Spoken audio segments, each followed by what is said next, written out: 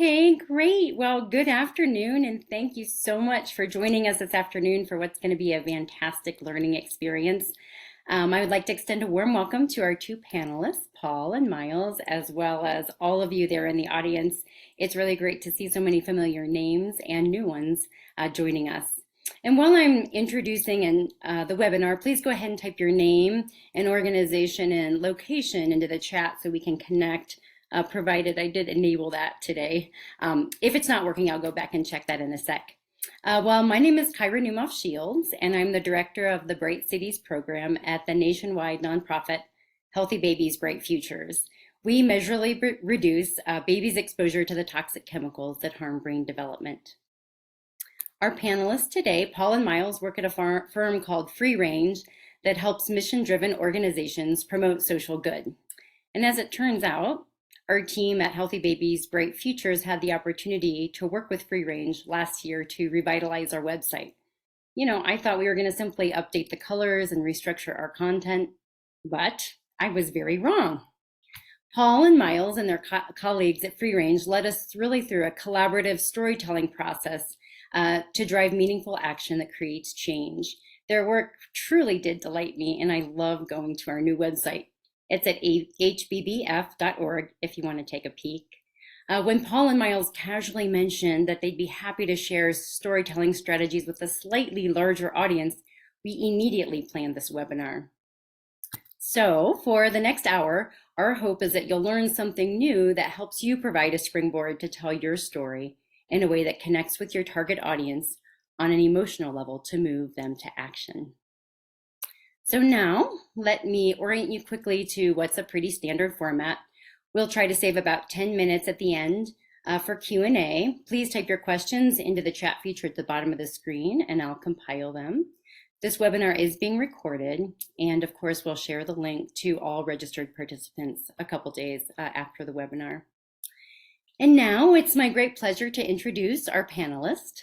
Paul Hammond is the managing director of Free Range and a digital strategist with over 12 years of experience managing creative teams for product development and marketing. Paul's work focuses on understanding audiences' needs and desires, and he uses a data-driven approach to inform meaningful user experience. And Myles McDonough is the director of storytelling at Free Range and a content strategist. Myles has a wide breadth of experience telling stories for organizations in a variety of sectors, including higher education, healthcare, tech, and consumer goods. And among many things, examples of Myles' expertise include brand messaging, website copywriting, blog writing, marketing collateral, script writing, user journeys, and podcast production. And so with that, I'll gladly hand the webinar over to Paul and Myles. Thanks. Thank you so much, Kyra. Thank you for the warm invitation and introduction here. It's really a pleasure, and it was a pleasure to work with HBBF, and it's a pleasure to see all of the great people on the call and such a great turnout and interest in storytelling today. So I hope what we share is valuable, and a lot of these are what people might consider insider approaches to storytelling, but we're happy to be able to kind of share this and share our approach with you, and hopefully you can apply this to your approach to communications, and that this can be useful for your brand applications. And as Kyra said, it's just very different from what a lot of people think. A lot of people come to a branding project assuming we're just going to overhaul some colors, some fonts, and apply a new logo, and boom, we've got a brand. But as Myles will share with you today, it goes so much deeper in terms of how we talk about ourselves, how we talk about our audiences, how we understand and how we communicate our mission, our vision, our values, and how we connect with our audiences. If you've been involved in marketing and communications, you're probably aware that you need to have multiple touch points with your audience in order to really garner that engagement and the activation that you want from your audiences. So the way we approach branding and storytelling is really to make sure that we are cultivating multiple touch points that will ultimately generate those leads, that will ultimately get that action, that desired outcome that we want to create. So every organization has their own unique set of needs. You have your own unique set of audiences that you want to appeal to and that you want to engage with. And so we have to take a very customized approach to branding and storytelling. And so there are tools we can use, and that's what we're very happy to share with you all today, and we hope that those tools are useful. So I'm going to give a bit more of an overview here in terms of how we approach these projects, and then Myles is going to dive into the specifics to really kind of walk you through some of the worksheets and some of the tools that we do that we use when we facilitate workshops. And so when Kyra invited us to do this, we had thought maybe it'd be just a handful of people and we'd actually have the opportunity to do some workshop activities with you, and that you would kind of get the opportunity to participate. But gladly, it was such a great turnout that it turned a bit more into a webinar format, and we can keep it a little more presentational. But I encourage you to take the worksheets and some of the approaches that we share with you today, and you can do these on your own time. And of course, we'd be happy to have a call with anybody who would be interested in working with us to do this as well. So let me go ahead and I will share my screen and walk you through a quick overview. Let's see here. I'm going to put this into presentation mode. I hope everyone can see my screen okay. And so this is what we call our Amplify workshop, and it's our approach to tactical innovation. So whether you are a nonprofit or an NGO or a government agency, most of the companies we help are really mission driven, as Kara said, and really have a focus on social impact. And a lot of times nonprofits don't really think about their business model. And it's really important that you think about your business model, whether it be grant driving activities or whether it be driving donors to take action on your website. It's really important that you are constantly evolving and changing, because if you are static, you kind of risk quickly being outdated. If you don't have fresh content, SEO becomes a concern. There's a lot of reasons why you constantly want to be evolving and innovating, and your content and your story should be doing that with you. So that's why we provide this innovation engine to small and mid-sized organizations within all types of verticals. So really it is to identify what your untapped value is. We want to figure out where those opportunities are the greatest and where we can meet your audiences, and what market we're trying to identify, what channels you're going to meet folks through. And so it's really identifying where this story can be told, and then that will inform how we want to tell that story. So as I mentioned, priority is important. There's a lot of noise out there. We've got to figure out what to focus on. How do we set ourselves apart from the noise that is in similar verticals? We want to learn from other best of breed organizations, if you will, right? The best of the best. We don't want to reinvent everything from scratch, but we also need to understand where we can differentiate.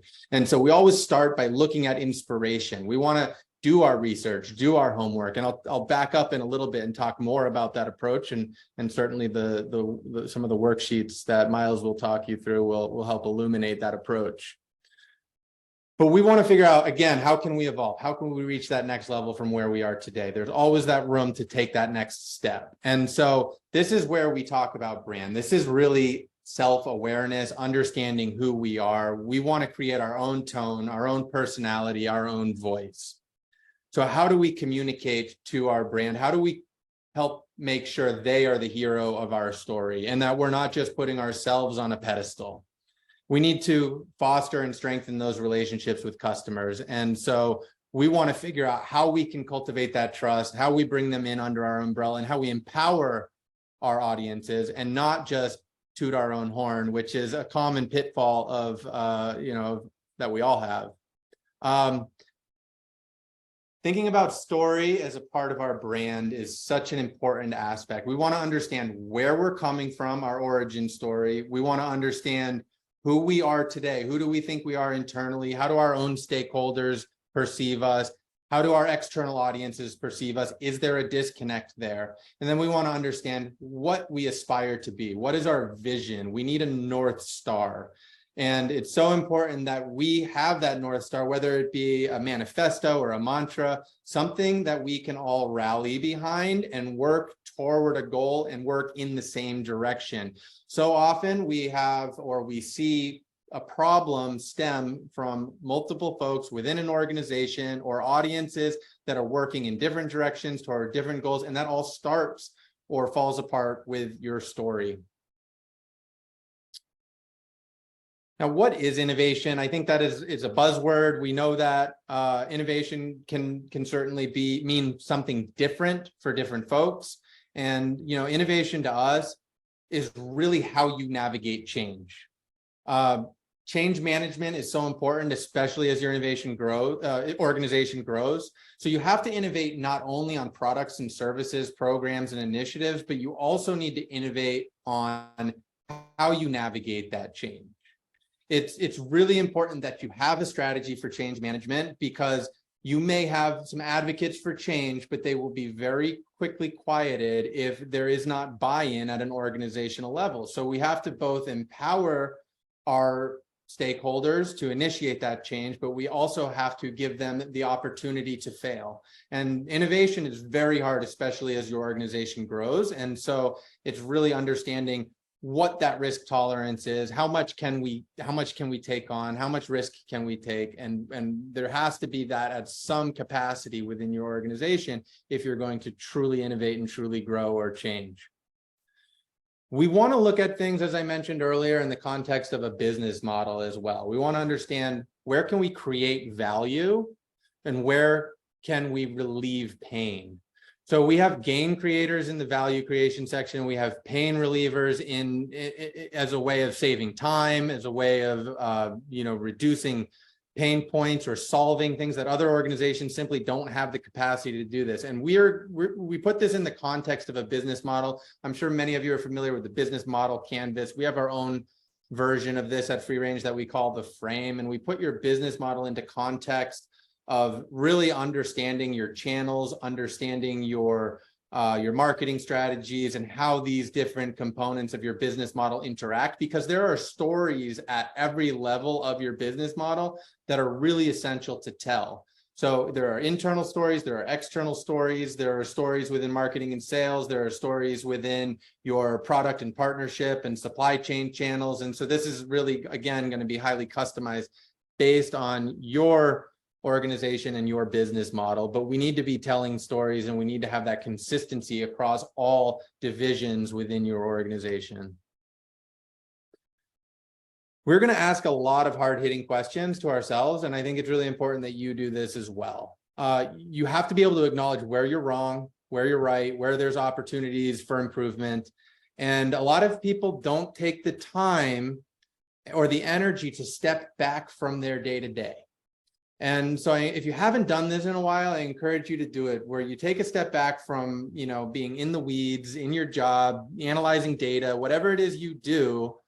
Take a step back and you do the SWOT analysis, identify where there are strengths, weaknesses, opportunities, or identify trends where there are places you can break through. With HBBF, and Myles will show you, we typically will start off most of our workshops with just what we call a success session. And it's to do exactly that. We want to understand where our strengths are, where our weaknesses are. Every organization will have them at any moment in time, and we want to understand what questions remain or where those biggest opportunities and ideas are. So ask those hard questions, identify your weaknesses. You can learn a lot just by doing it, because we're all so busy that we're often in our day-to-day and we don't take the time to do this.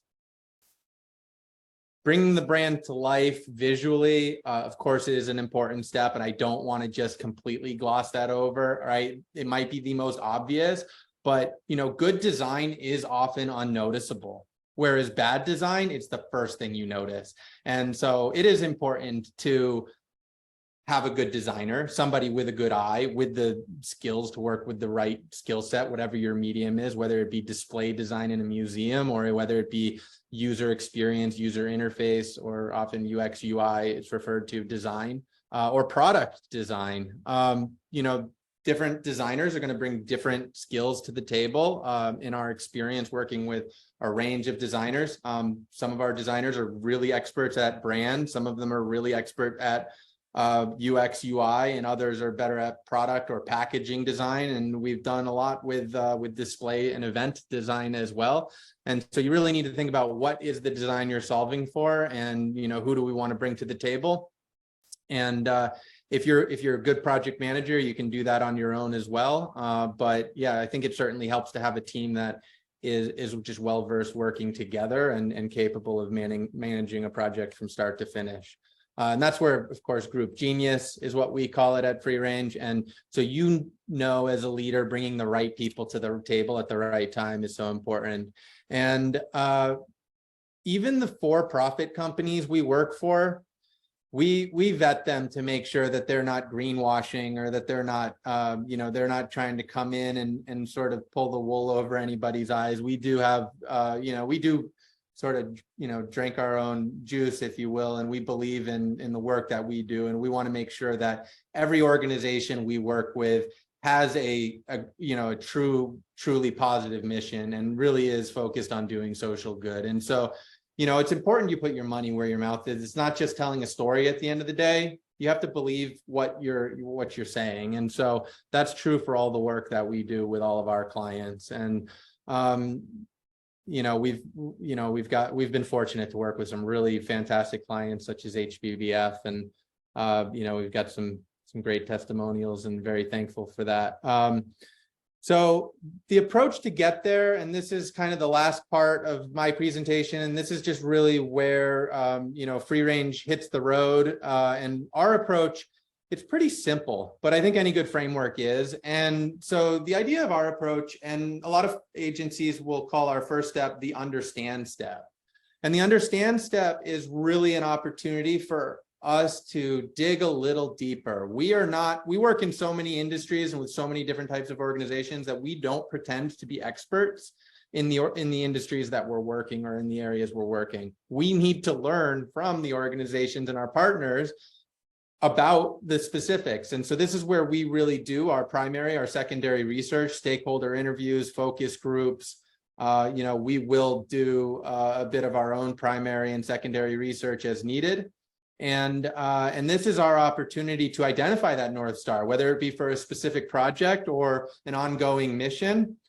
We do need to make sure that we have clearly defined goals, success criteria. We understand not only that vision, but we actually start to understand the problem, right? And we can start to figure out, how are we going to reverse engineer this? So some very tactical stuff, but we've got to lay that foundation and that framework for what we're trying to accomplish. The next part is really fun. This is where we dive into the explore phase.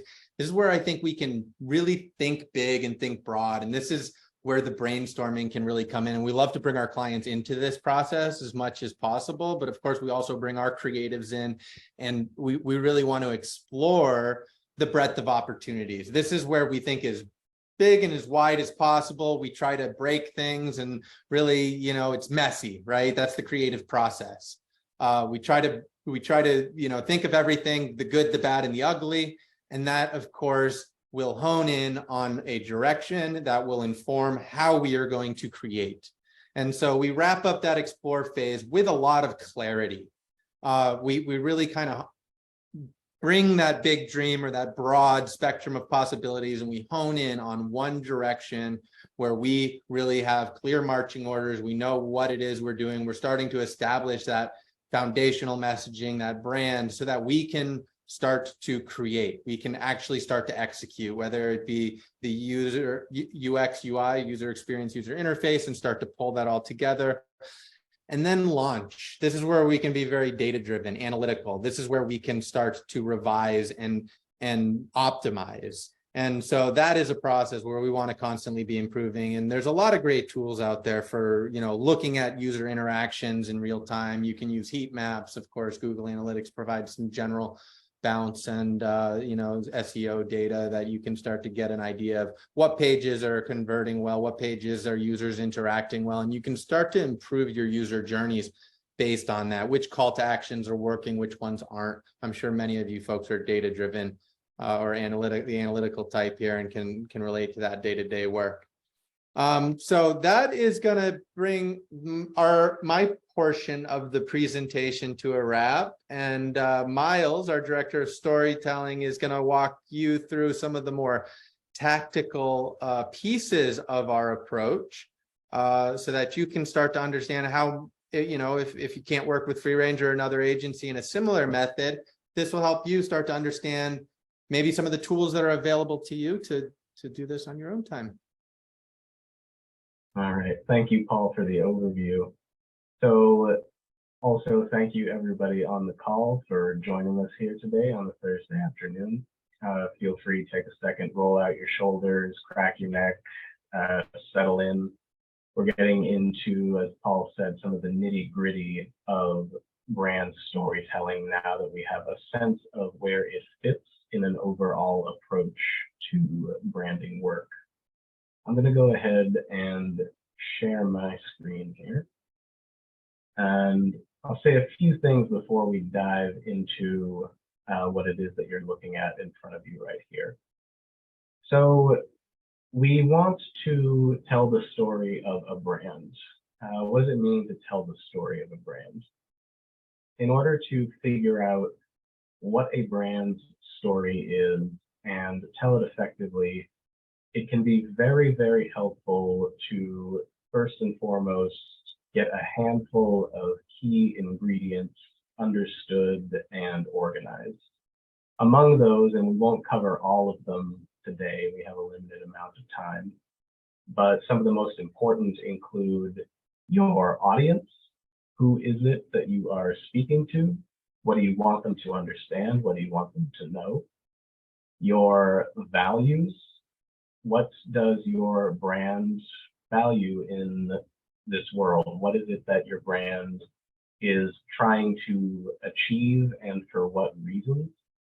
And this last one is a little bit more esoteric, but we'll get to some of the explanation around it in a second.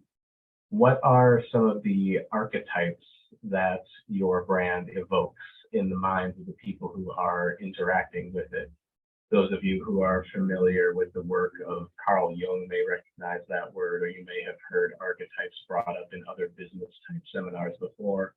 We'll get into that in more detail in a second. But to explain to you what you're looking at here, HBBF has been kind enough to allow us to, excuse me, show you some of the exercises that they did in the process of running through this work with us. It's very much appreciated. Thank you for that. So that you'll get to see what this looks like in a real world application. And we'll also talk a little bit about how our own brand, how the free range brand plugs into some of these exercises that you are going to see here. We'll move from left to right, roughly, covering work that relates to figuring out who our audience is and how we want to speak to them, figuring out what our values are and what our brand archetypes are. And we will wrap up with what is probably the signature free range piece de resistance, which is this story arc exercise. Yeah, Kira's smiling, remembering that. We had a very good time running through this with HBBF. They had very great insights, particularly on a couple of these sections here, which I am eager to dive into together. Oh, and also, just as a very quick, broad overview, what you're looking at right here is a pretty standard Miro board setup that we sometimes run our clients through when we are doing a brand storytelling workshop. Some of these exercises come in or go out depending on the needs of the particular client, but this is a pretty good overview of what you might expect to do if you were to do a storytelling workshop with us or a similar agency. We like to, as Paul said, kick things off by taking a step back, doing a quick icebreaker exercise, which we call a success session, similar to a SWOT grid, which you've seen in other places before. This is a place for the team to begin the work of self-reflection, in a very unstructured, free-flowing way with just a couple of prompts versus some of the later exercises, which get very highly specific, as you can see. We're going to hop back and forth between the updated HBBF websites and some of these exercises a couple of times. Just one example, for instance, of an insight that we were able to pull from this exercise here. One of the strengths of the HBBF brand, you see the post-it note here that says baby heads. I assure you that is design points. That is not anything to do with anything beyond that. That's just a reference to the fact that both in its previous iterations and in future ones, HBBF's team was very aware of and attached to imagery that evokes the people that they are trying to help in their work. Early on in the process, we were already getting into visual storytelling. Moving on, we can start to talk about our audience. So when we are coming up with a story, we don't just tell stories to anyone. We are not any longer in a media landscape that allows us to speak of a general audience in any meaningful way. That really doesn't exist in the way that it used to. In our day and age, it's very critical to have a strong sense of exactly who we're trying to reach out to so that we can tailor messages to them depending on what it is that we know they need to hear from our brand. Just as an example, we did a bit of pre-work with HBBF before we hopped into this workshop, and together we discovered that they had a number of different audiences that they needed to speak to. Those included funders and partners, city leaders, federal decision makers, and parents and caretakers, as well as the press. So that's quite a wide variety. You can see that one way to start thinking about your audiences is to ask yourself, what are some of the needs, wants, and motives that drive them? What are some of their challenges and fears? What are some of their barriers to engaging with your brand? And what are some of the core values that they hold?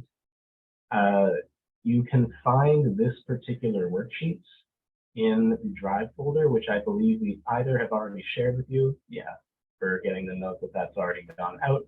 You can find that in here under this Our Audiences tag right here. You can also find a more comprehensive version of the same under the buyer persona worksheet. This is sort of a good warm-up exercise. This one will run you through all the little details about how to build out a buyer persona step by step. That'll carry through demographic information, who, what, where, and why, the really basic stuff. Psychographic information, not just what are the numbers about these people, but what do they believe, what do they think, what are their goals and ideals.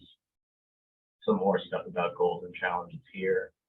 And it will walk you through reasons to buy, or if you're a nonprofit or a government organization, reasons to engage with your organization over other comparable organizations. And that's all available for you in the Drive folder.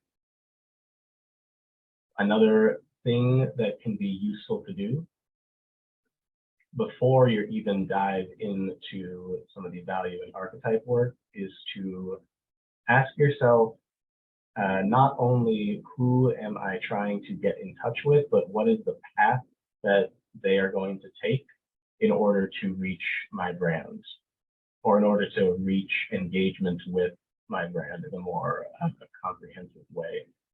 You can see this chart here is just one way of thinking about that path. We have it broken up into different stages. You can imagine a member of your audience first becoming aware of who you are and what you're all about, what you do, considering whether or not to get involved with yourself or with another similar organization, ultimately making the decision to move forward, and then making the decision either to leave after that first engagement or to continue to stick around, which is the ideal.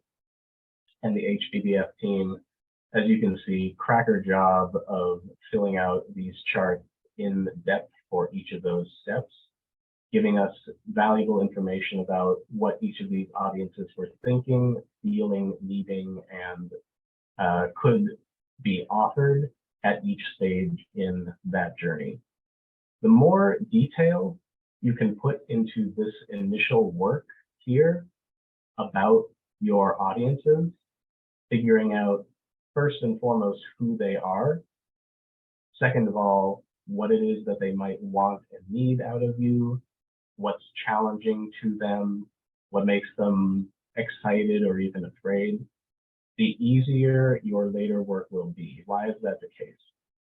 That is the case because it will provide you with a, for lack of a better term, a North Star, a guiding light, some points on the horizon that you can look at when you are making what are frankly very difficult decisions about the direction that you want your brand to take. These exercises that we run always lead to productive debate among members of the team because there are no simple answers to these things, particularly in this next set of exercise we're going to run through here. So the more you can know about who you have to talk to first and foremost as a foundation, the easier the rest of this stuff becomes. And speaking of which, take 1 second here. And now let's dive right into talking about your brand's values. I'm unfortunately, yeah, so it looks like I can't see all of you, but that's okay.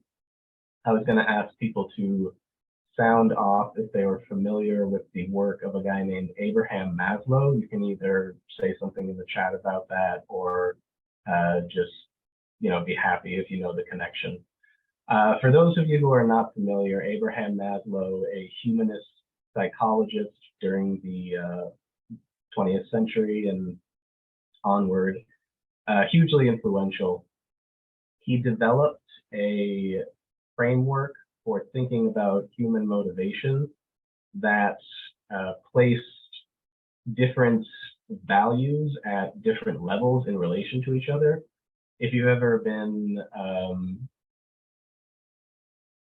you can find in many places visual depictions of this done up as a pyramid, and you may have heard of the phrase Maslow's pyramid before, with very basic things like pursuing food and shelter on the bottom, in the middle more social things like social esteem and love and mutual care, and at the very top of the pyramid things like self-actualization, the living out of our highest ideals, et cetera, et cetera.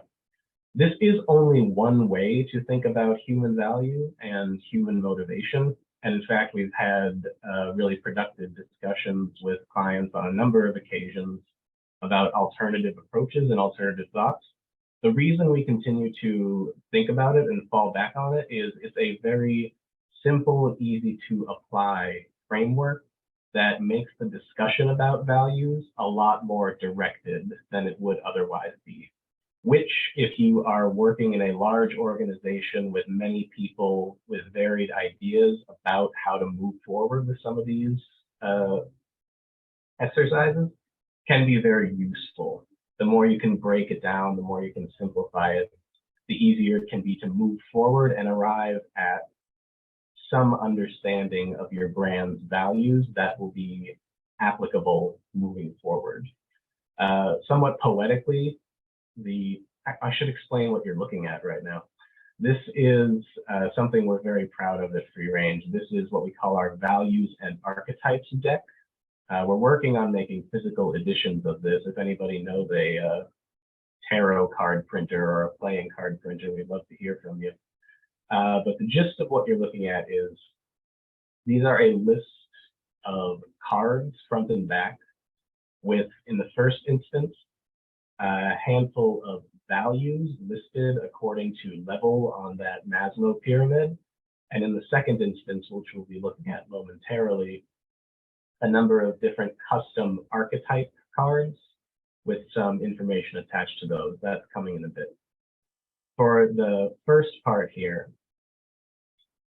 values. Why would we want to know what values a brand has?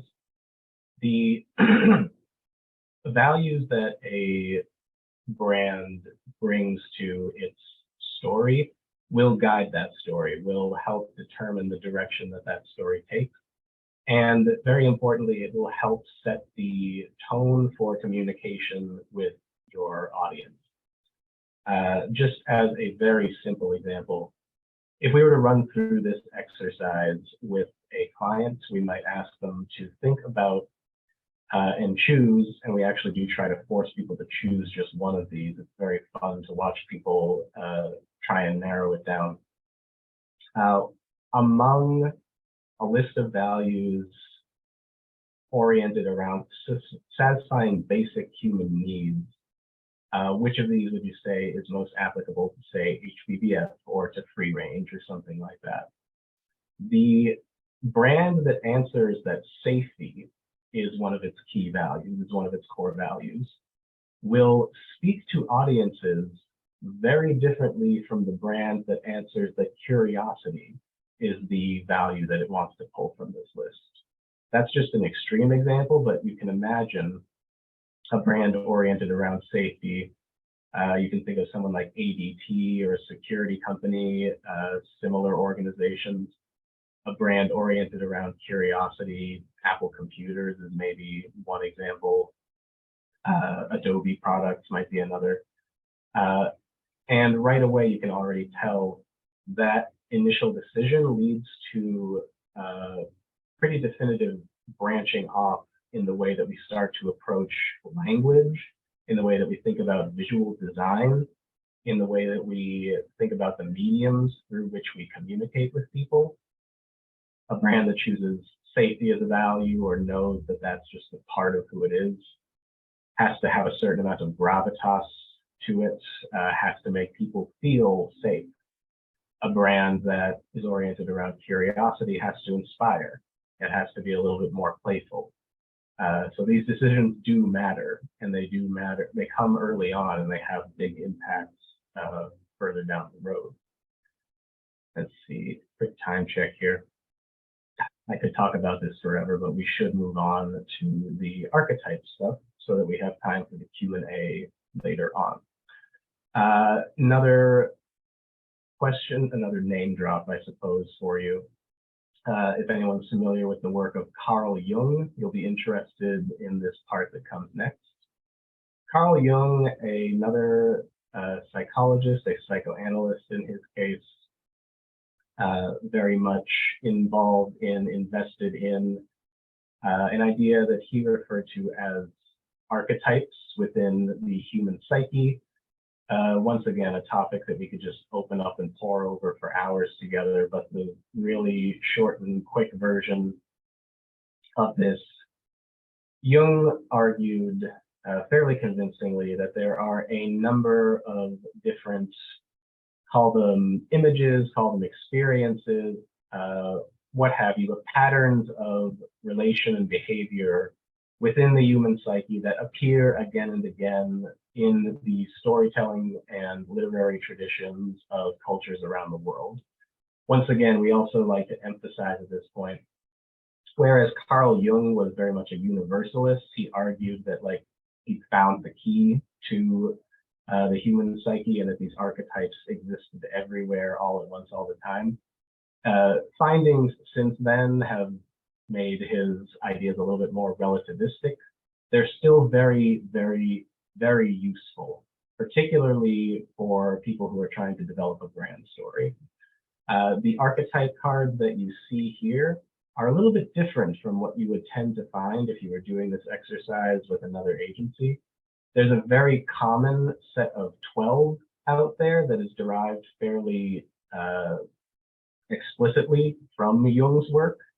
We tended to find that set was a little bit limiting, so we, a few years ago, developed a custom set of our own archetype card, and with these beautiful illustrations that we've been doing these workshops for years, and we haven't gotten tired of them yet.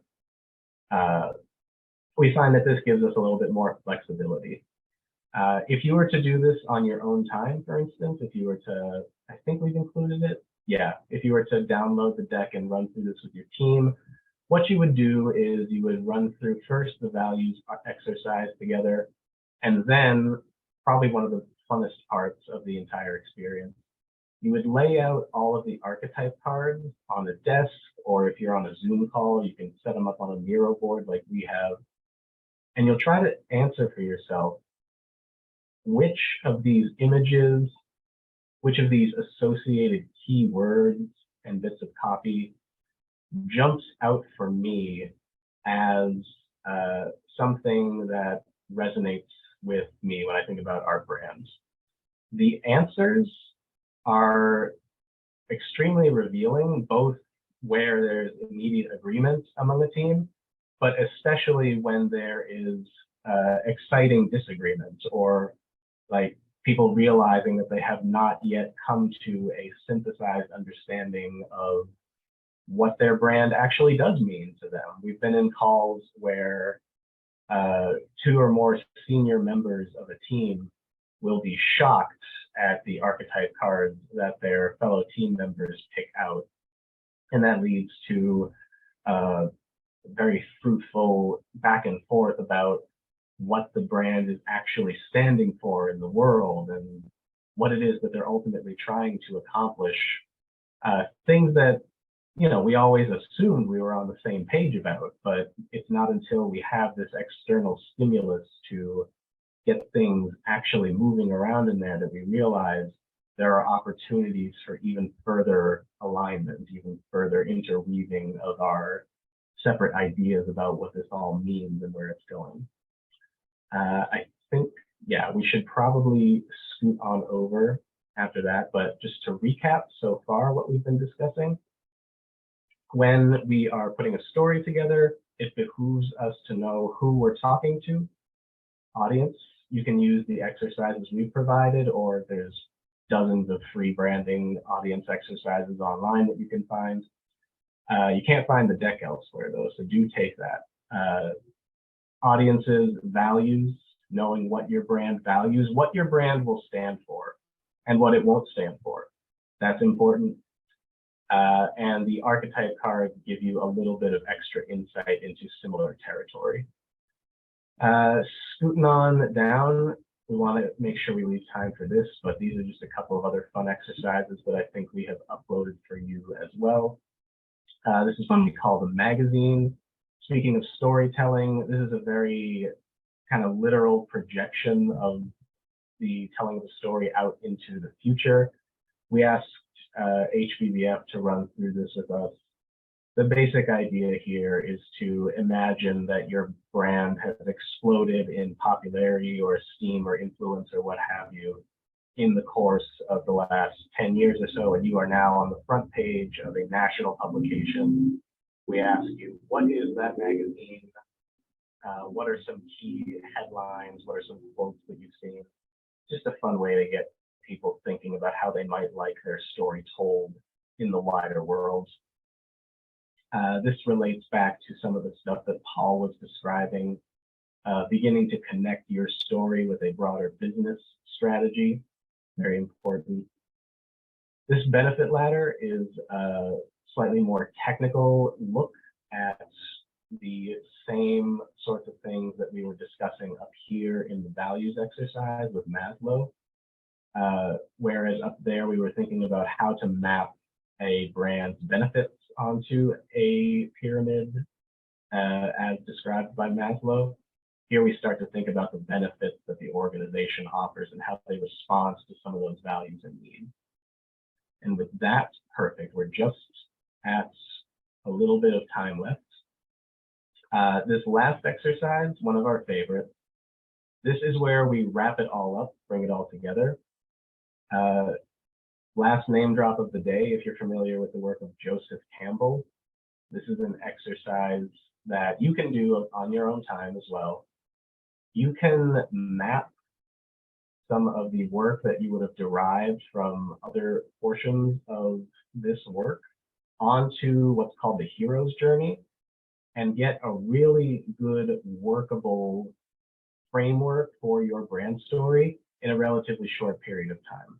And of course, you continue to iterate on that. You continue to improve it over the course of time.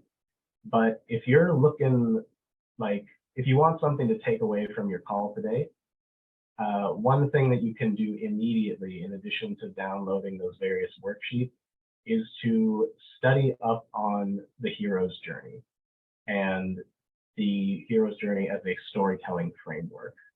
And think about how to plug your brand into that. You'll be a few miles ahead of everybody else if you just get that under your belt. And I think, yeah, it'll be perfect to wrap up with a video that summarizes all of this a little bit more succinctly than I can. And then I guess we'll turn it over for some Q&A. Here we go.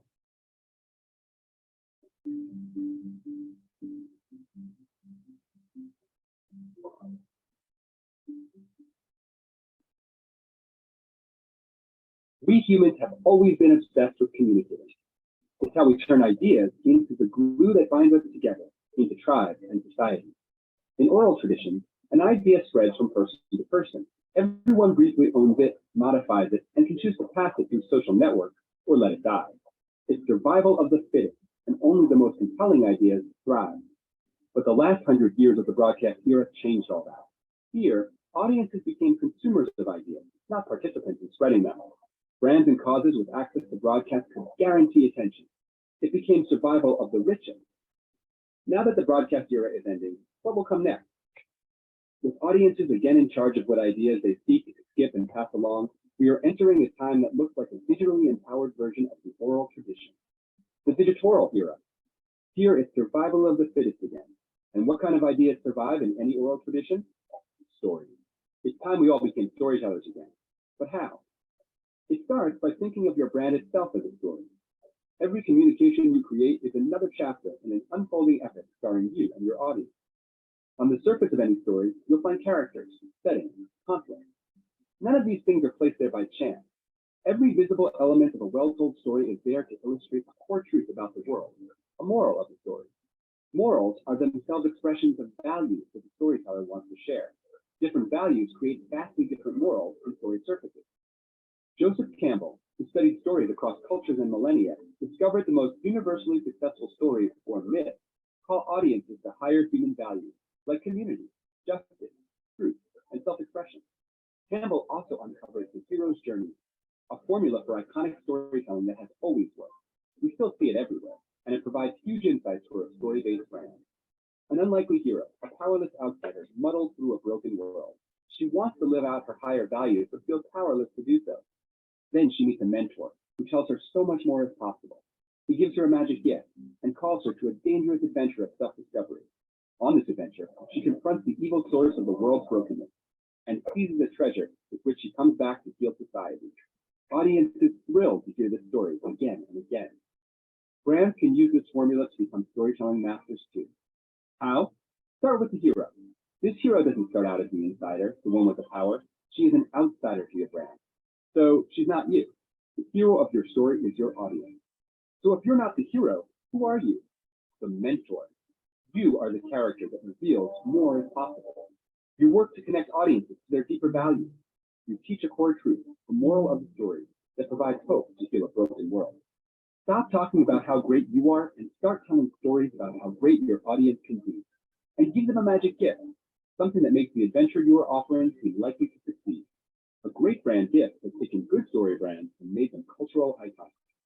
Any brand can become a story brand by finding its relevance in its values, its consistency by building every communication around its moral. It finds resonance in its unique voice of mentor rather than hero, and its differentiator in its gift.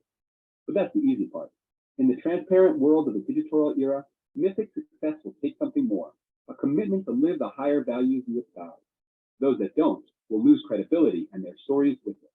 Brands brave enough to live their values will reach iconic status and light up the digital landscape. They will tell the stories and create the myths that will win the story war. All right. And last thing from me that I want to emphasize, I know I said if you take away one thing from this workshop, that's the hero's journey. I lied. I want you to take away two things from this workshop. One of which is the hero's journey. Just study up on that if you haven't already. And if you have, great, review it again. The second thing to take away, what really does, I think, separate great brand storytelling from just okay brand storytelling. That little note that you heard in the video about the hero of the story not being your brand. The hero of the story is the audience that you are speaking to, not the brand that you are running. The brand that you are running is the mentor to that hero. Happy to answer more questions about that in the Q&A if people are curious, but again, the two things, the hero's journey and the hero is your audience. That's going to set your story apart from those of other organizations that are comparable to yourself. And I think that's my time there. I'll turn it back over. Great. Well, thank you, Myles and Paul, for the gift of this time and information. And Colleen, thank you for your important point, too, about always including diversity in our examples and experiences. I have a couple questions that I've gotten, but if you have others, feel free to put them in the chat. Our first one is, since you both have worked with so many organizations, could you identify like a common challenge or a pitfall that you see organizations typically doing that we might learn from and add to the list of points that our listeners can take away? Myles, did you want to field that? I can take a stab at it if you want.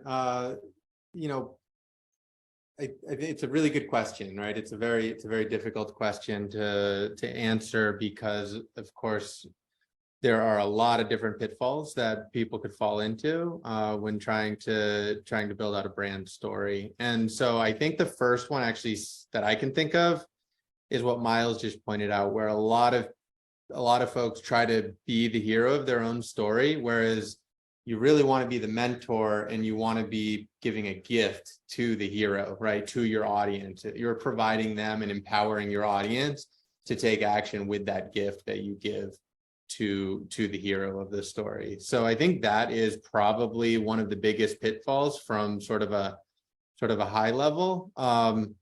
There's a lot of places where folks can trip up on the way, and I think that overcomplicating things is often the second place where we see folks trip up, or not being able to get that alignment or that vision that I referenced earlier, where you need to be able to identify that North Star, or think about it as everybody in your organization, your stakeholders, your constituents, your partners being vectors or energy moving toward a goal.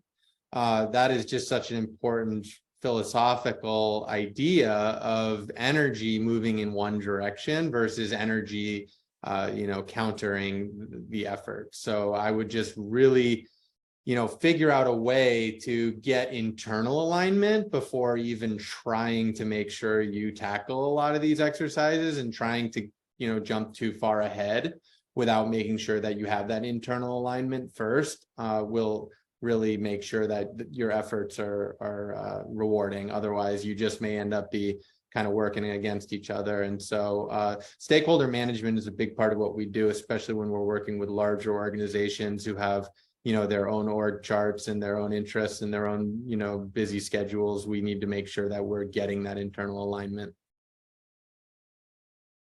Yeah, I was going to say something fairly similar. Not so much a pitfall, but an opportunity is to do this work or something like it as soon as possible, rather than leaving it till later. It can feel very much like a pause in your important day-to-day work, which it frankly is. It's time spent, it's an investment, but the hour or two or three that you take to sit down with your team and figure out what is really important to us, what really matters to, what is really stand out about what we are doing, that's going to pay dividends for you down the road. It makes it easier to talk to other people about your organization. It makes you as someone involved more confident, and often excited about coming in to continue to work on a mission that you fully understand and can articulate for yourself, figure out how it fits in with your own personal story. So yeah, I would just say common pitfall is diving straight into pouring in advertising dollars into Facebook, for instance, or doing these other steps that are further down the path. Take a little time to sit around with your team members and figure out what you're all about first. Great. Well, Myles, I think this is a great segue because that was the second question. There's a ton of information shared, a ton of suggestions for getting started, just working on your hero's journey. But because everybody's so busy, where do we get started? And so what I heard you say is even just 3 hours with your team coming together and taking that step back would be an awesome first step for all of us to empower our audiences to action. Yeah, for sure. Any time that you can spare is time well spent. It doesn't have to be, like a 3-day retreat that you all fly out to. It can be just an hour and a half sitting in a conference room together, going over one of these worksheets with your fellow teammates. Great. And one last question. Can you give any examples of success, not necessarily those that you've been associated with, and explain how this work and product fits into a hero's story? So maybe just a real succinct, concrete example. That is a good one. Certainly, it is easy for us to speak to clients we've worked with in our work that we've seen, have very positive results firsthand, and in specific industries firsthand, especially around water access, around healthcare, around education. We've seen this firsthand many times. I'm happy to share our case studies, but I think some of the most notable brands in the world that you're familiar with, whether it be the Apple or the Microsoft, or some of the biggest brands in the world, or Bill and Melinda Gates Foundation for that matter, I think all these brands have gone through some sort of similar exercises to get to that point. So I don't think that they would achieve these that level of brand recognition and that level of storytelling and clarity in terms of who they are as an organization without going through some kind of similar activities as these. May not be these exact activities we shared with you, but certainly some similar ones. That would be my take on it. The one that had come to mind was Apple. Reason being, everyone remembers the commercial with the woman throwing the hammer through the screen. That's a very obvious, like, protagonist-y, hero's journey-ish kind of a story. One that may not be as obvious, LL Bean. I think they're the one where you can turn in your jacket or your boots or something at any point in time after having used it, and they'll just straight up give you a new one. Things like that. Patagonia, similar organizations are known for being being organizations that equip people to go out and have their own adventures. And in the more recent years, some of these organizations have often taken on fairly significant environmental commitments, which is really cool to see, and plays to what the video was talking about a moment ago, the need to live out these values rather than just speaking to them. And I think it'll also be productive to share a negative example, so an example of what not to do. You can read more about this in the book Winning the Story Wars, but no shade on Listerine nowadays, but back when Listerine was first marketed, when it was first being created, it was actually, I think it was a floor polish first and foremost, and it wasn't selling, and they needed to figure out what to do with it. Someone realized, who knows who decided this, but if you take a mouthful of the stuff, swig it around and spit it out, you'll kill a lot of the germs in your mouth.